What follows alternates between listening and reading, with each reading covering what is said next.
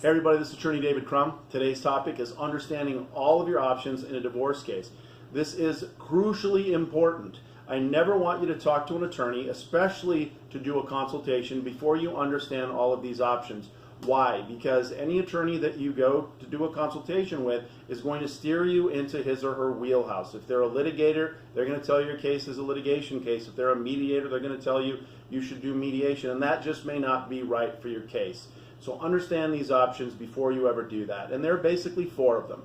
The first is your case uncontested? The second is, if it's not uncontested, can it be mediated? If it cannot be mediated, should you do a collaborative divorce? And if all else fails, you're going to end up in what's called a litigated divorce. And those all require different skill sets from the attorney that's going to represent you. So we'll run through this very quickly. An uncontested divorce is a divorce in which you and your spouse agree on most things, not necessarily everything, but most things. You have no major disagreements over custody, how you're going to divide your debts, what you're going to do with your home, and so forth. If you have an uncontested divorce, you may be able to do that on your own. The courthouse provides documents. You can fill those documents out if you have a full agreement, file them with the court, and you can be divorced that way. Now, people do that all the time, and they do it successfully. However, I also see a lot of people making a lot of mistakes doing their own uncontested divorce because they just don't know what they don't know. So I would always recommend, if you have any sort of disputes, that at least one of you hire an attorney, and that's how an uncontested divorce is usually handled. One person is represented by counsel.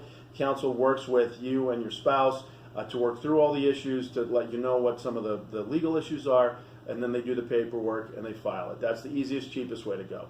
The second best thing is if you have a mediated case. Now, that's a totally different situation. You simply hire one attorney. It should be an experienced divorce attorney who has a lot of mediation skill.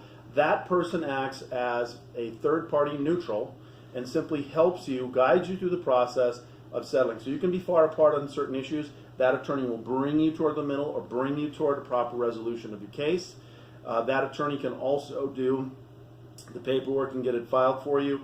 The huge advantage of that is you control the process, you pay one lawyer, and you avoid going to court and all the headaches and heartaches of doing that.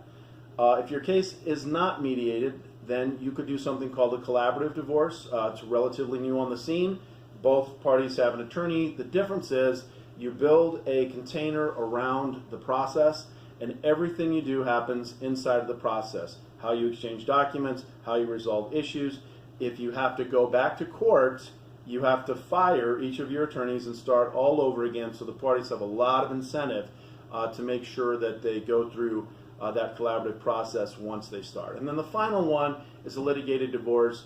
You don't have to panic if this happens. A lot of people have a litigated divorce, and most litigated divorces, listen to me, most litigated divorces do not go to trial. 95% of them probably settle outside of that in a settlement phase or a settlement conference. But what you're looking for at that point is a lawyer who can really stand up for you, who presents well, who makes your arguments well, and is able to articulate your position. Okay? So understand those four: uncontested, mediated, collaborative, litigated when you're looking at this process, and it will be the best decision you've ever made in your divorce.